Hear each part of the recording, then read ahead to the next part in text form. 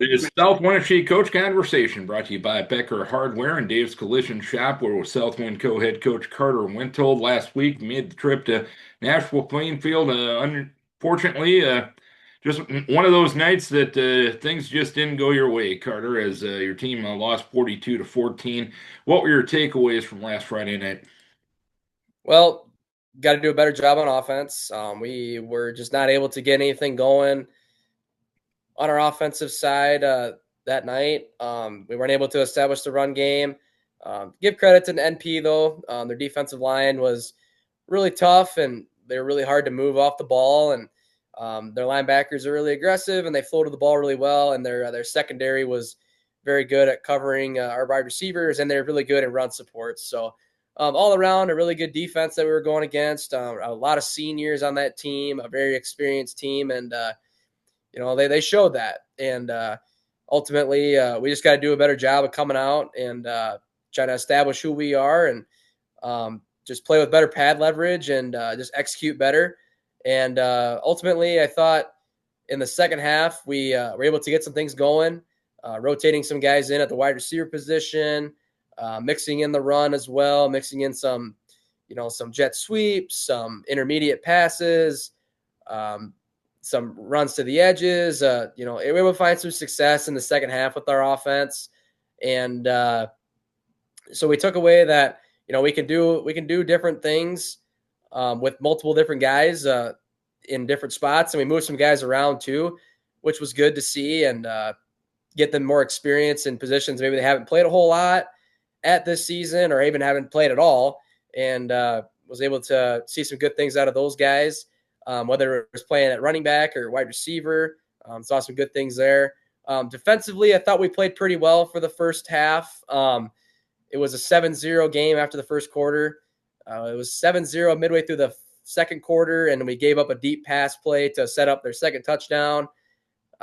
We gave up a long run with about 2.5 minutes to go in the first half, made it 21 to nothing.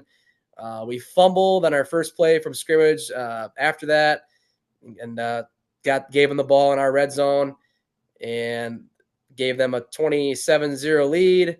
And ultimately, they're able to punch one more in at halftime to make it 35-0. So you can't have a 21-point swing at the end of a half where it potentially could have been just 14-0 going into the break instead of 35-0. So, all in all, tough night overall on the offensive side. Defensively, we did what we could, but ultimately Nashua just made more plays than we did. And they played a better game than we did. And all in all, tough night. We had some injuries too. Eric Greaves suffered a significant lower leg injury. Obviously we hurt for him. We love Eric, and it's tough for him to end his senior season that way. Adam Schmidt, offensive lineman, went down with the knee injury as well. He's nursing himself back and hopefully on track to play this week. 2 weeks ago, Darren, I was obviously the game you called, Wapsie Valley. We lost Landon Hoompal, a junior linebacker fullback, to a thumb injury, and we've also had another offensive lineman, Elliot Monroe. He's been out with a back injury. And the injuries are just kind of just piling up for us, Dan, right now. For the first 5 weeks of the season, we were pretty good on the injury side of things. The last 2 weeks, it's been tough, especially to our upperclassmen. And we're just in a tough spot right now with playing a lot of the young guys. And, the young guys haven't missed a beat. They've been playing hard and doing what we've asked them, and they're filling in for those upperclassmen. And, they're just going to go out there and play hard. And, it's going to be no different this week going into week 8 here at Starmont with our senior night. And when you look at that injury situation, I know everyone has the mantra of next man in, and that's what you're trying to do to the best of your ability. But when you're dealing with a Class A football team, that there's not too many next men in to fill the guys that you have lost over the last few weeks. Is that fair to say? Yeah, ultimately, Darren, like you said, we're Class A. We're not 5A. We don't have 120 kids, and a lot of times that next man, a lot of times it doesn't happen. But our guys are resilient. Our guys are fighters. They're warriors. They're gamers. They do everything that we've asked them. They try very, very hard. They take the coaching and they just play next play. And it doesn't matter if it was a great play, the previous play they made, or if it was maybe it was a negative play that happened. But our kids play hard. They do what they're asked, and it's ultimately going to make them better getting this experience now as freshmen, sophomores, down the road. The future's bright. The future's bright for South Winn football, and I know right now with playing some young guys and seeing that on the job training can be hard to look at as through the eyes of them as players, but you got to realize too, like I'm a freshman, I'm a sophomore, I'm getting that on the job training. I'm going to be a different player 2 to 3 years from now than I am right now, and getting this experience is going to help me. And going forward, it's gonna make me better, make the team better, and put us in a good spot in the future. So, but like I said, they're gonna keep battling, and they're gonna keep going. And of some of those freshman, sophomore guys that maybe are getting more time in the varsity than they expected going into the year, have you seen a few of them have a little bit of the light bulb coming on moment as they've progressed throughout these last few weeks when they've filled in for some of these injured guys? Oh, for sure. I think Sid Hesse's one that playing linebacker and playing some safety for us too. Seeing those gaps opening up front as a linebacker and fitting the holes and tackling low with good leverage and good pad level. Court Steffens playing linebacker, playing some defensive line as well. Just playing with his hands and playing with good leverage and getting off the football. Jackson Hinker, another freshman, playing some cornerback. Playing with good hips and latching on to wide receivers and just playing the ball in the air and just understanding coverages if we're in zone or man, just getting a better feel for that. Guys like that, Caden Meyer playing some fullback for us, like understanding I got to get to the hole and lead through as a lead blocker. Ethan Oilo, Jacob Coolish, two sophomores that have been playing on the offensive line for us. Understanding that hey, I need to step with this foot, I need to hit with this hand, I need to be at the chest plate.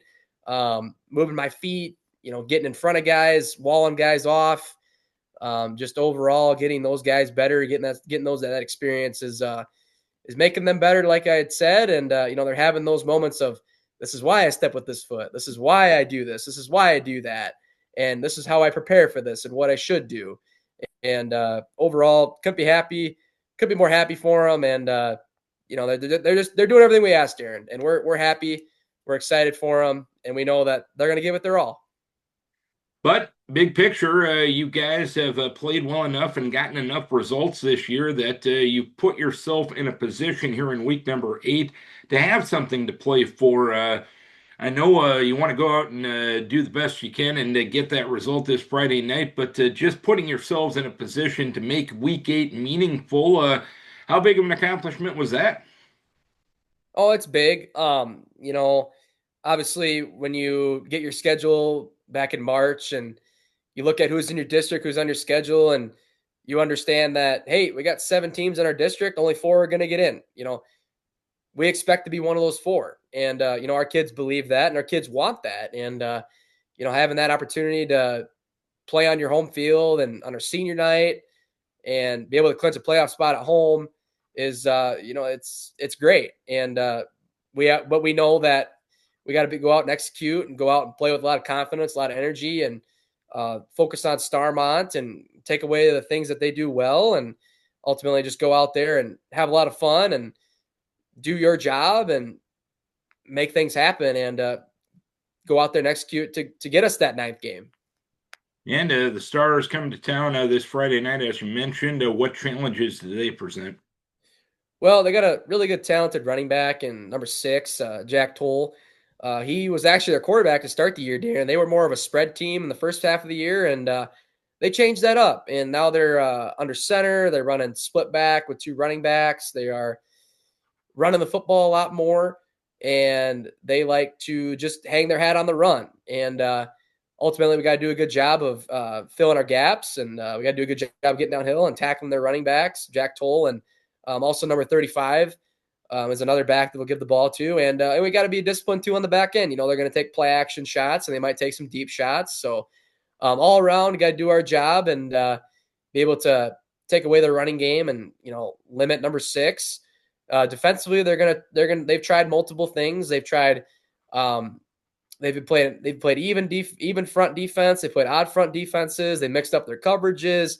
They'll stunt. They'll do that occasionally, and we just got to be ready for anything, Darren. It's week 8 because their message to their kids is the same too, and there could be trick plays that maybe they want to try, and we just got to do our job and keep everything in front of us, and tackle the ball carriers and do a nice job of that, and execute up front in our blocking and do those things. And overall, if we can do that, I like our chances. All right, Carter. Hopefully, you and I can have a conversation again next week to preview a playoff game. Keep your kids healthy this week. We wish best of luck. All right. Thanks, Darren. Appreciate the coverage. Go Warriors. Carter Wenthold, co-head coach of the South Winn Warriors, brought to you by Dave's Collision Shop and Becker Hardware.